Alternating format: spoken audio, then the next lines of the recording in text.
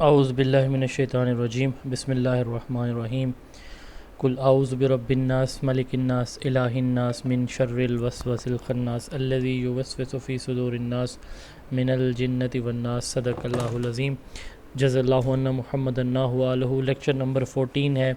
बहुत ही आसान सा एक छोटा सा टॉपिक है, प्ले बेस्ड पैडागोजीज़।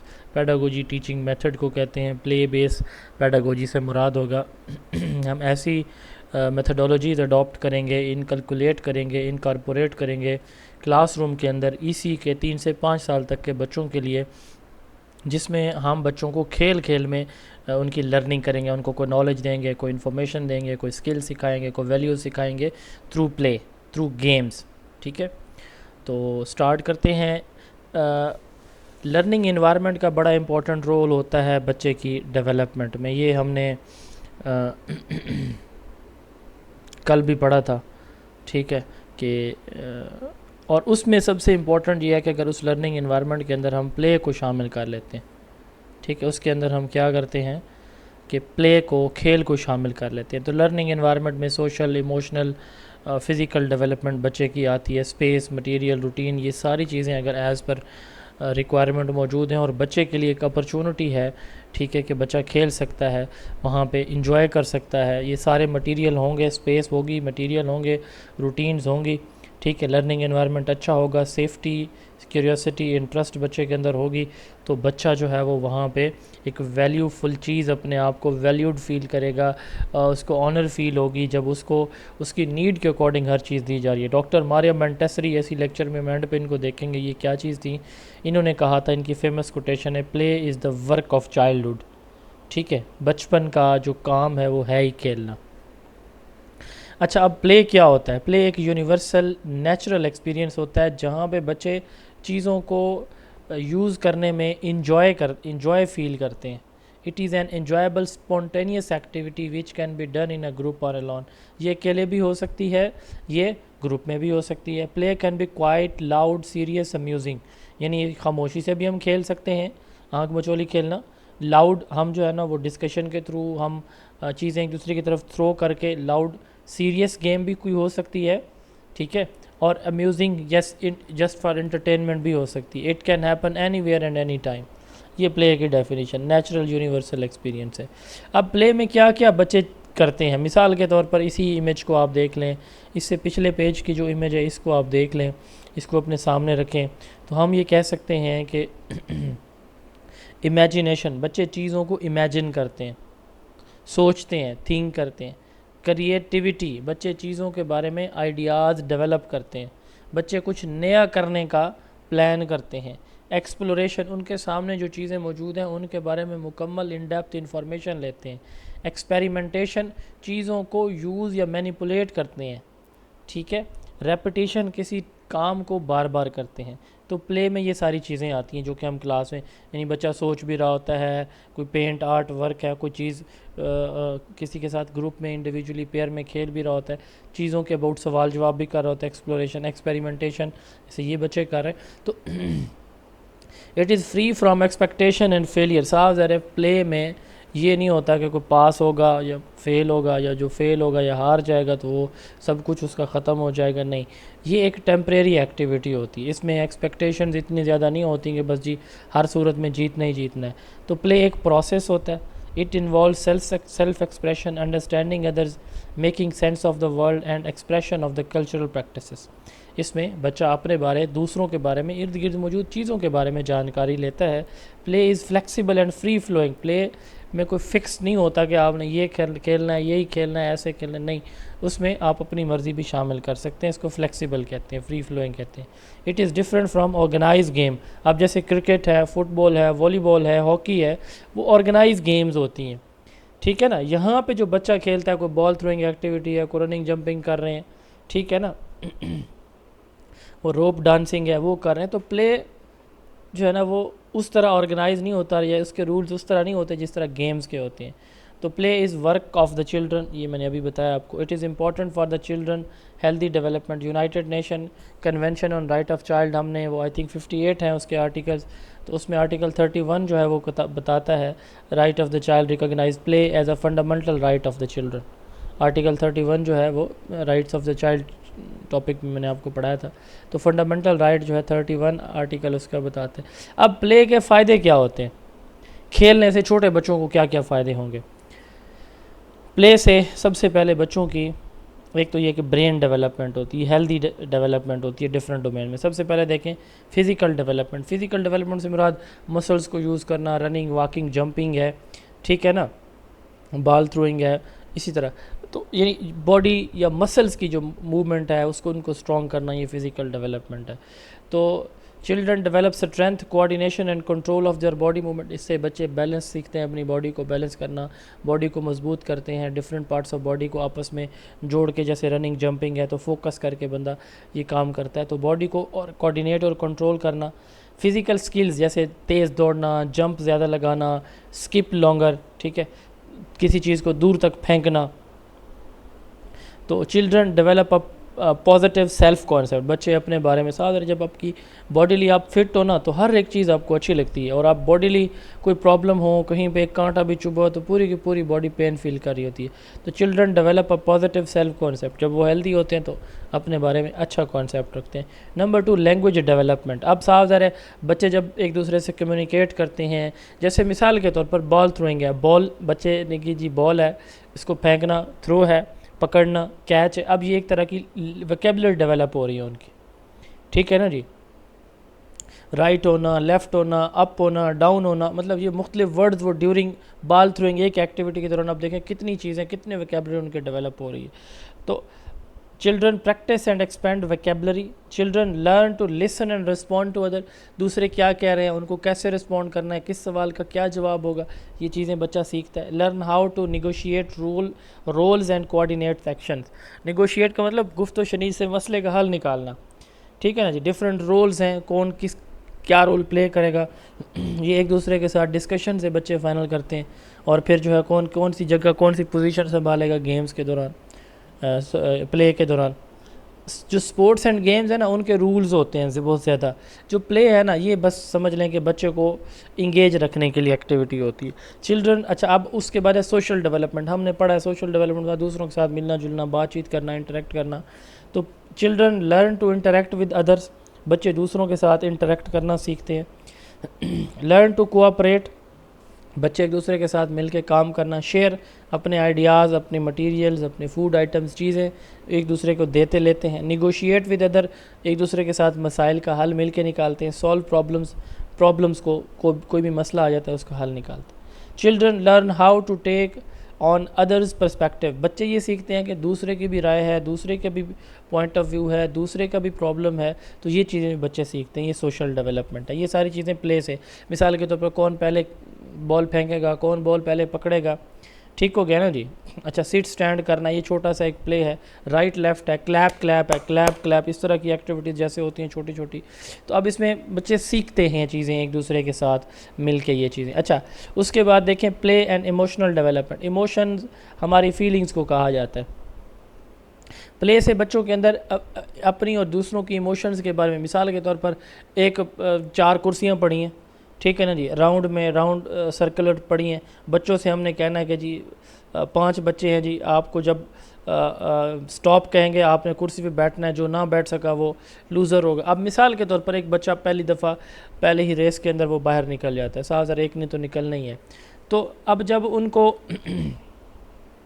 पता है कि भाई एक बच्चा हार के जा रहा है तो उसके बाद फिर एक और ने भी जाना है, तो पहले वाले को तो शायद इमोशनली थोड़ा सा डिस्टर्बेंस ज़्यादा होगी, लेकिन जब एक जाता है तो फिर बाकी 4 को भी पता है कि हम में से तीन बचेंगे, एक जाएगा, फिर 2 बचेंगे, एक जाएगा, फिर एक बचेगा, एक जाएगा।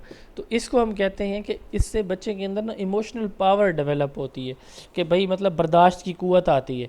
अच्छा दूसरा, बच्चे अपने एक्सप्रेस कर सकते हैं अपनी फीलिंग्स को, हाँ यार मैं इस तरह खेल रहा था, मुझे ऐसे नहीं खेलना चाहिए था, वगैरह वगैरह, ठीक है। कोप विद देयर फीलिंग्स, तो वो अपनी फीलिंग्स को मैनेज भी कर लेते। कोप का मतलब अपनी फीलिंग्स को, मतलब खुशी या गमी की कैफियत है तो उससे निमटना, ठीक है। Children develop self confidence and self esteem.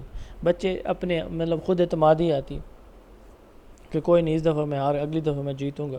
Self esteem कोई नहीं, मैंने पहले 2 लोगों को तो मैंने हराया है ना, आखिर पे एक बंदे से हारा हूँ, अगली दफ़ा मैं रेस विन कर सकता हूँ। तो सेल्फ़ इस्टीम आती है कि भी मैं कर सकता हूँ, ये मेरी स्ट्रेंथ है, ये मेरी वीकनेसेस है। Last, play and cognitive development. अच्छा, बच्चे जो है ना, इसमें साफ ज़ाहिर जब खेल रहे होते हैं, एक्टिविटीज़ में मशागल में इन्वॉल्व होते हैं, तो वो सोचते भी हैं, चीज़ें याद भी करते हैं स्टेप्स को, और अंडरस्टैंड भी करते हैं, समझते भी हैं। उनके अंदर इमेजिनेशन और क्रिएटिविटी भी आती है। ठीक है, बच्चों के अंदर कंसंट्रेशन भी आती है, तवज्जो के साथ, अटेंशन के साथ किसी चीज़ को करना, ये भी आती हैं। ये प्ले के जो है वो बेनिफिट्स होते हैं। तो अब हम ईसी के बच्चों के लिए किस तरह के प्ले जो है वो ऐड कर सकते हैं। ठीक है, 3 to 5 ईयर के बच्चों के लिए, और हम आगे भी पढ़ेंगे, लेकिन 3 से 5 साल तक के बच्चों के लिए किस तरह के हम प्ले ऐड करेंगे। फिज़िकल प्ले, रनिंग है, बॉल किकिंग है, जंपिंग है, क्लाइंबिंग है। ठीक है, ये एक्टिविटीज़ क्लासरूम में, ईसी रूम के अंदर हम करवा सकते हैं बच्चों को। सोशियो ड्रामेटिक प्ले है। ठीक है, किसी जगह पे जाके, मिसाल के तौर पर किसी सिनेरियो को प्रेजेंट करना, जैसे एक बच्चा डॉक्टर बन जाए, एक पेशेंट बन जाए, एक टीचर बन जाए, एक स्टूडेंट बन जाए, एक फार्मर बन जाए, और एक शॉपकीपर बन जाए, और एक जो है वो कस्टमर बन जाए।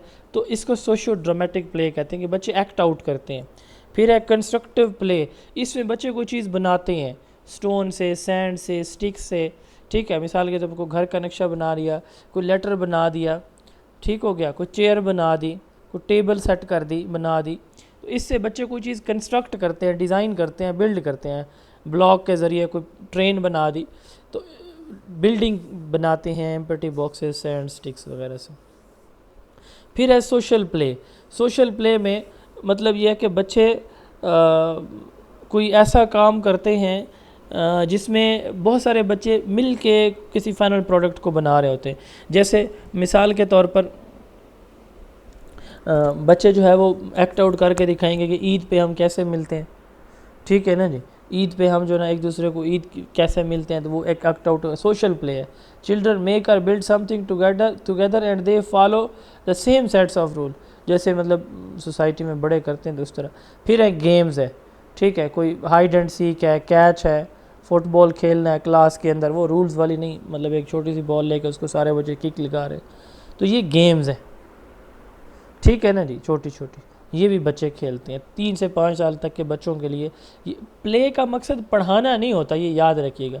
प्ले बेस्ड पैडागोजी, आप देखें ना, पैडागोजी में हमने कहा कि हम उसकी बच्चे की सोशल, इमोशनल, कोग्निटिव, पर्सनल, ये सारी डेवलपमेंट कर रहे होते हैं। अब इसमें देखें कि बच्चे को नॉलेज भी मिल रहा है, मुख्तलिफ रूल्स, रेगुलेशन, वोकैबुलरी भी वो सीख रहे हैं, कम्युनिकेशन भी सीख रहे हैं, सोशल डेवलपमेंट भी हो रही है, इमोशनल भी हो रही है। अब ईसी टीचर को क्या करना चाहिए? ईसी टीचर को चाहिए कि वो ऐसी अपॉर्चुनिटीज़ डिज़ाइन करे, टाइम अपने डेली रूटीन के अंदर सेट करे। जैसे हमने कल पढ़ा था, आउटडोर टाइम है, प्लान, वर्क, रिकॉल या रिव्यू है, क्लीन अप है, तो यहाँ इन दोनों के अंदर वो इनडोर आउटडोर एक्टिविटीज़ करवा सकता है। अब जो आउटडोर एक्टिविटी है वहाँ पे running, walking, jumping, ball kicking, ball throwing है, सारी एक्टिविटीज़ हो सकती हैं, हाइड एंड सीक है। और अंदर जो है वो कोई छोटी सी एक्टिविटीज़ और कोई इस तरह की कोई चीज़ बनाना है, मिसाल के तौर पर बॉक्सेस से कोई चीज़ डिज़ाइन करना, सैंड से, स्टिक से कोई चीज़ बनवाना, इस तरह की एक्टिविटीज़ वो करवा सकता है। तो ये इस इनडोर भी हो सकती हैं, आउटडोर भी हो सकती हैं, लेकिन इसमें एक शर्त है कि टीचर के पास सफिशेंट वैरायटी ऑफ रिसोर्सेज हो। साफ ज़रा रोज़ाना एक ही बॉक्सेस से बच्चे अगर खेल के कोई चीज़ बना रहे होंगे तो वो भी फेड अप हो जाएंगे, वो कहेंगे कि नहीं भैया अभी हम आप दिल नहीं करता इसको करने का। तो the important outcome of play is this process and not the end product. Play एक प्रोसेस होता है, प्रोडक्ट नहीं होता। यानी चिल्ड्रन को टाइम देना चाहिए हर रोज़ खेलने का, को मतलब जितना ज़्यादा उसमें इंगेज होंगे उनकी हर एक चीज़ स्ट्रॉन्ग होगी, coordination, communication, physical, mental, emotional development. There is growing global concern about children physical play and activity decreasing. ठीक है, यानी ये एक बड़ा कंसर्न है कि बच्चों को हम टैबलेट के अंदर, क्लासरूम के उस माहौल में इतना इंगेज रखते हैं, उनकी फ़िज़िकल एक्टिविटीज़ कम होती जा रही हैं। तो बहुत सारे फैक्टर ऐसे हैं जो कि इसका बायस बन, जैसे मिसाल के तौर पर टेलीविज़न देखना, डिजिटल डिवाइसेस, मोबाइल, लैपटॉप की में पड़े रहना, सेफ्टी सिक्योरिटी कंसर्न है जी, बच्चों को बाहर कैसे भेजें हम। ठीक है ना जी, और ख़ास तौर पर अर्बन लाइफ में जहाँ पे अपार्टमेंट लिविंग है, छोटे छोटे कैबिन्स के अंदर बच्चे रह रहे होते हैं, तो इससे फ़िज़िकल एक्टिविटी कम होती है, ओबेसिटी, बच्चों को मेंटल हेल्थ, फिज़िकल हेल्थ के इश्यूज बढ़ते हैं। Summary of the play in the early years. Children, जो छोटे बच्चे होते हैं ना, वो प्ले के ज़रिए ही सीखते हैं, learn through play. Childrens are naturally curious होती हैं, क्यूरियोसिटी होती है कि हम क्या सीखना है, कैसे करना है, क्यों करना है, कितना करना है। Through their play children interact with others and environment. वो माहौल के साथ, दूसरों के साथ इंटरेक्ट करते हैं, चीज़ों को एक्सप्लोर करते हैं, एक्सपेरिमेंट करते हैं, क्रिएट करते हैं, अपनी इमेजिनेशन को यूज़ करते हैं। प्ले जो है बच्चों की brain, physical, language, social, emotional हर तरह के डेवलपमेंट को सपोर्ट करता है। Play base pedagogy in EC, ठीक है, एक ऐसी अप्रोच जहाँ पे प्ले सेंट्रल टूल के तौर पर, as a teaching tool, learning tool के तौर पर लिया जाता है, जिसमें छोटे बच्चों को हम एक्टिविटीज़ के through, hands on meaningful experiences play base करवाते हैं, खेल खेल में। ये चाइल्ड सेंटर टीचिंग अप्रोच है, जहाँ पे स्ट्रक्चर्ड यानी वो प्ले जिनमें कोई रूल्स होते हैं, अनस्ट्रक्चर्ड जिनमें कोई रूल्स नहीं होते, ये सारे हम बच्चों को सिखाते हैं ताकि उनकी कॉग्निटिव, फिजिकल, सोशल और इमोशनल डेवलपमेंट हो। अब ये देखें, ये कुछ और एग्जांपल्स हैं प्ले की क्लासरूम के अंदर। सबसे पहले फ्री प्ले, बच्चों को खुद खेलने दिया, जो जिनका दिल करे। Initiate and directed by the children, अपनी मर्ज़ी से वो खेल खेलें, उनके अंदर क्रिएटिविटी और डिसीजन मेकिंग आती है। गाइडेड प्ले यानी फ्री प्ले, बच्चे अपनी मर्ज़ी से खेल रहे हैं। गाइडेड प्ले, जो टीचर उनको गाइड कर रहा है, मटेरियल दे रहा है, स्टेप्स बता रहा है कि ये ऐसे ऐसे करना है, वो गाइडेड प्ले होगा। टीचर प्रोवाइड मटेरियल और setup and environment but children explore freely, बच्चे फिर उसको खेलते खुद है, टीचर बताता है। स्ट्रक्चर्ड प्ले, ऐसी प्ले ये भी टीचर डायरेक्टेड होती है, जिसके एंड प्रोडक्ट होते हैं, कोई गोल होते हैं। जैसे मिसाल के तौर पर बोर्ड के ऊपर टीचर ने कोई सर्कल बनाए, सर्कल को मिलाना है कि लाइनें आपस में क्रॉस ना हो, ठीक है ना जी। तो 2 ग्रुप बना लिए, 3-3, 4-4 बच्चों के, और वो बोर्ड पे बाकी बच्चे चिल कर रहे हैं, देख रहे हैं। तो ये स्ट्रक्चर्ड प्ले है, टीचर उसमें स्पेसिफिक को गोल बताता है, ठीक है। सिम्बॉलिक या ड्रामेटिक प्ले, इसमें प्रिटेंड प्ले होता है, रोल प्लेइंग होती है। प्रिटेंड प्ले अगली इसमें स्लाइड में आता है कि इमेजिन करते हैं, दूसरों का रोल प्ले करते हैं बच्चे के, वो एक्चुअल में दूसरे हैं, कोई डॉक्टर का, इंजीनियर का, टीचर का, शॉपकीपर का, जज का, मुख्तलिफ ट्रैफिक पुलिस वार्डन का, मुख्तलिफ रोल प्ले कर रहे होते हैं। इसको सिम्बॉलिक प्ले कहते हैं, ये प्रिटेंड प्ले। फिर है physical play, running, jumping, dancing, ये जो मोटर स्किल्स डेवलप होती हैं, ये फिज़िकल प्ले है।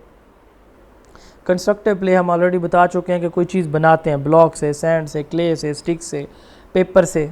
सेंसरी प्ले, ऐसा प्ले जिसमें बच्चे की जो 5 सेंसेस हैं, सुनना, देखना, छूना, स्मेल, टच, टेस्ट, ये सारी डेवलप होती हैं, ठीक है। वाटर के साथ, प्ले डो के साथ, ये जो आपको प्ले डो मिलती है, मतलब चाइना मट्टी भी इसको कहते हैं, तो सैंड, वाटर, ये चीज़ें आपको मिलती हैं। आप इससे बच्चे उनसे कुछ चीज़ें बनाते हैं, बड़ी सेंसेबल चीज़ें, ठीक है। वो थ्रू टच कर रहे होते हैं, एक दूसरे के साथ डिस्कशन से सुन भी रहे होते हैं। अच्छा, फिर है प्रिटेंड प्ले, इमेजिन करते हैं कि वो एक्ट आउट करते हैं, बच्चे के एक्चुअल रोल प्ले कर रहे हैं, ठीक है ना। मिसाल के तौर पे मैंने कहा कि कोई डॉक्टर का रोल है, कोई इंजीनियर का रोल प्ले कर रहा है, बच्चे इमेजिनेशन में जाते हैं कि हम एक्चुअली वही हैं, डॉक्टर बने हुए इंजीनियर में। वाटर प्ले, पानी दे देना, पानी को कुछ उसमें चीज़, कुछ किसी उसमें बड़े बर्तन में, किसी ट्रे के अंदर पानी देना, उसमें बच्चे देखेंगे कौन सी चीज़ सिंक हो रही है, कौन सी फ्लोट हो रही है। Dress up and role play, pretending to be a doctor, caretaker, ठीक है। रोल प्ले में बच्चे जा रहे हैं, ये रोल प्ले और प्रिटेंड प्ले एक ही बात है। ड्राइंग एंड पेंटिंग, क्रेयॉन पे, ब्रशेस से, फिंगर से बच्चे आर्ट्स क्रिएट कर रहे होते हैं। आपने देखा है कि जो मॉडर्न स्कूल्स हैं वहाँ पे बच्चों को वो कोई सेफ्टी मेजर पेंटिंग में वो कहते हैं कपड़े गंदे होते जाए, रंग लगता जाए, हाथों पे लगता जाए, फेस पे लगता जाए, ये एक नेचुरल चीज़ है, उससे नेचुरल है बच्चों को मट्टी में खेलने दिया जाए। म्यूज़िक, सिंगिंग, डांसिंग, ये भी बच्चे प्ले करते हैं। हमारे यहाँ तो ये हमारे कल्चर में तो नहीं है, लेकिन जहाँ पे इसी रूम से। लास्ट है प्रिटेंड कुकिंग, बच्चे जो है वो कुकिंग कर रहे हैं, ठीक है। मतलब ये है कि घर में जैसे कुकिंग करती हैं फैमिली के ख़वातीन, तो उस तरह, या होटल पे जैसे मेल कर तो कुकिंग कर रहे हैं और उसको सर्व कर रहे हैं। तो ये डिफरेंट काइंड्स के प्ले हैं जो कि हम अपनी क्लास में यूज़ कर सकते हैं। ये एक बंदा है जिसका नाम है पार्टन, इसने 6 टाइप्स बताई थी प्ले की। Unoccupied play, solitary play, on looker play, parallel play, associative play and cooperative play. इसने कहा कि अनऑक्युपाइड प्ले में बच्चा खेलता नहीं है, जस्ट देखता है दूसरे कैसे खेल रहे हैं, ये अनऑक्युपाइड प्ले होता है। सॉलिटरी प्ले, बच्चा दूसरों को जो उसने देखा वो अकेला खुद खेलेगा, दूसरों को साथ शामिल नहीं करेगा, ठीक है ना, यानी दूसरों की परवाह नहीं होगी, खुद अपनी मर्ज़ी से खेल रहा होगा, अन इंटरेस्टेड होगा, अनअवेयर होगा दूसरे कोई मौजूद है या नहीं है। थर्ड नंबर पे है ऑन लुकर प्ले, दूसरों को देखेगा पर उनको ज्वाइन नहीं करेगा, ठीक है, तो सवाल जवाब सिर्फ करेगा। अनऑक्युपाइड प्ले, बच्चा ने प्ले नहीं करा, जस्ट ऑब्ज़र्व कर रहा है कि दूसरे क्या कर रहे हैं।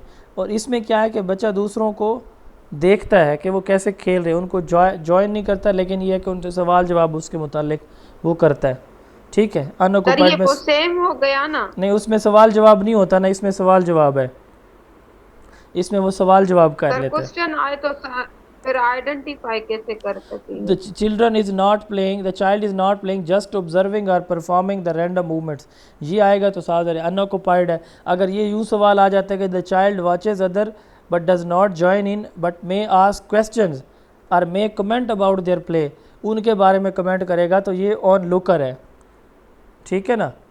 तो अब जी इसमें ये सर नहीं कि ठीक है। जस्ट ऑब्जर्विंग रैंडम मूवमेंट, मतलब वो टहल रहा है देख रहा है, अच्छा उसके बाद पैरेलल प्ले, ठीक है, जैसे दूसरे खेल रहे उसी तरह ये भी खेलेगा, उनको देख देख के, सिमिलर टू आए सिमिलर। इसमें देखे ना, सॉलिटरी में वो अकेला खेलेगा, दूसरे कैसा खेल रहे हैं उसको कोई पता नहीं है, कोई परवाह नहीं है।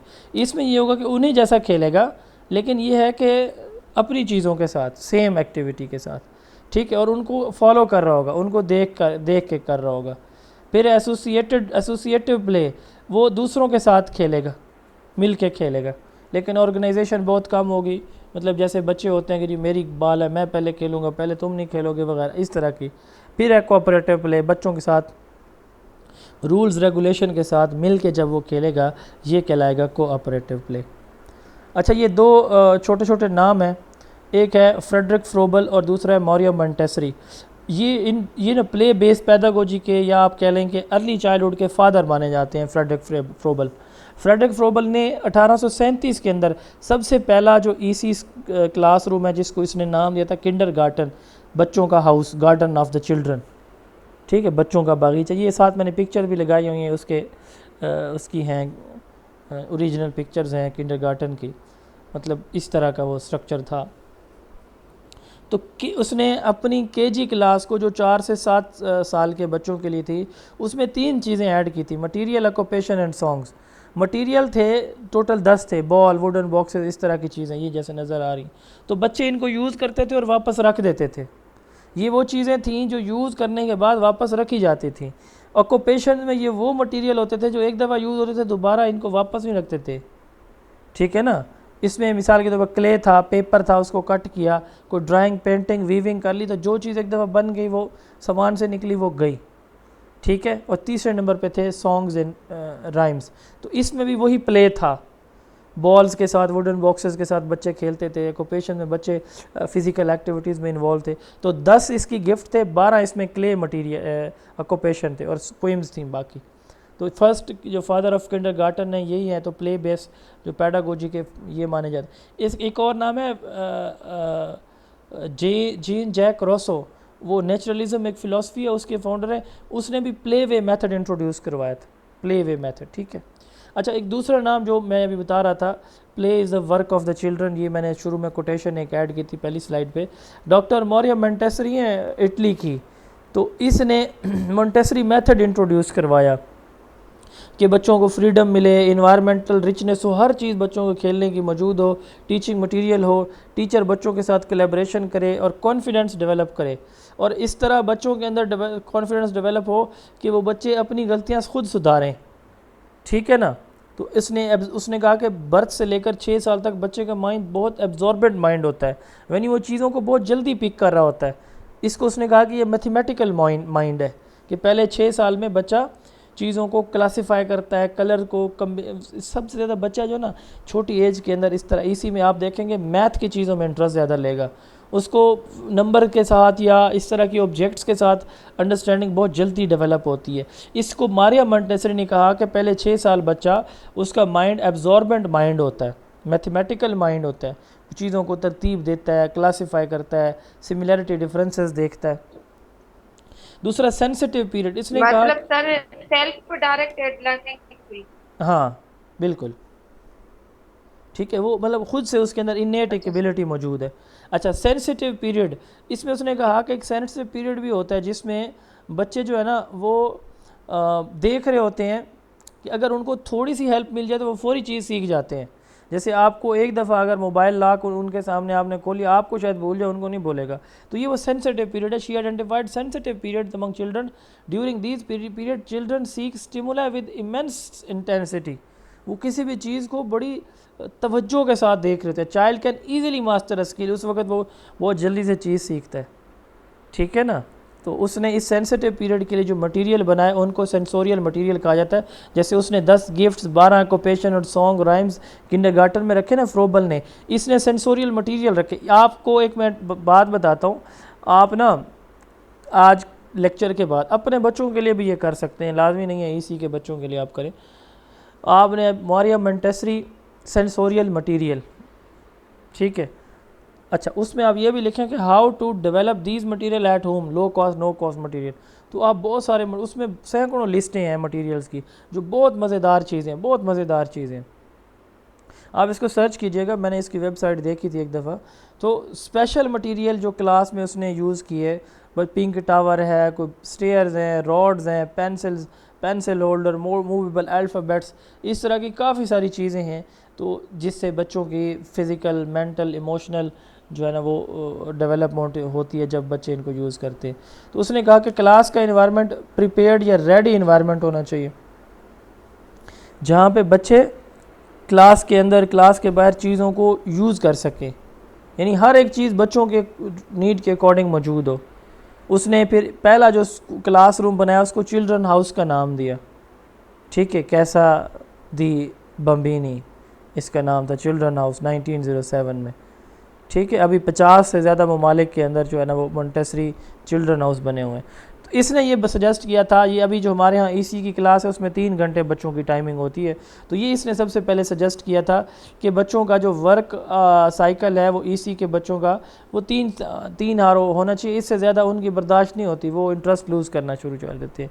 इसके बाद उसने कहा कि उनको फॉल्स फटीग आना शुरू हो जाती है, बच्चों को थकावट आना।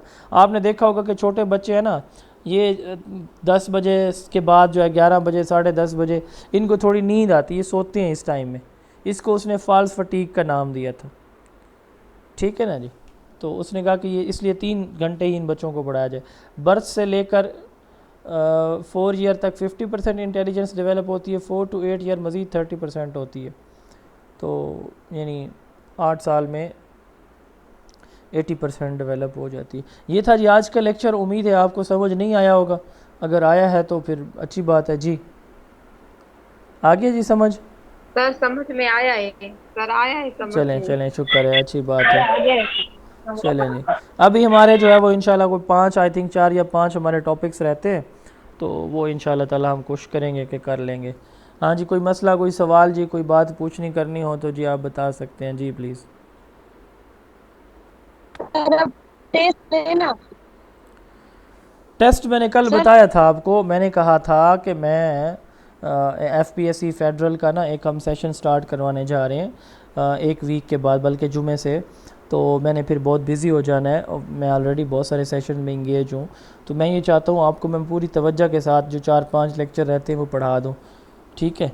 बाकी फिर जो है वो टेस्ट उसके बाद मैंने बताया था कि हम टॉपिक डिवाइड करके टेस्ट लेंगे, ठीक है। 4-4, 5-5 टॉपिक्स का टेस्ट आपका ले लेंगे, कोई मसला नहीं है, ठीक है। अब वो अगर इस तरह अब मैं ब्रेक लगाता हूँ ना तो आगे फिर वो आपको जल्दी मैं पढ़ाऊँगा, फिर वो मुझे मज़ा नहीं आता कि बंदा वो मेरी अपनी सेटिस्फेक्शन ही नहीं होती कि बंदा भागम भाग चीज़ें कराए। ठीक है जी, फिर इंशाल्लाह कल मुलाकात होती है जी।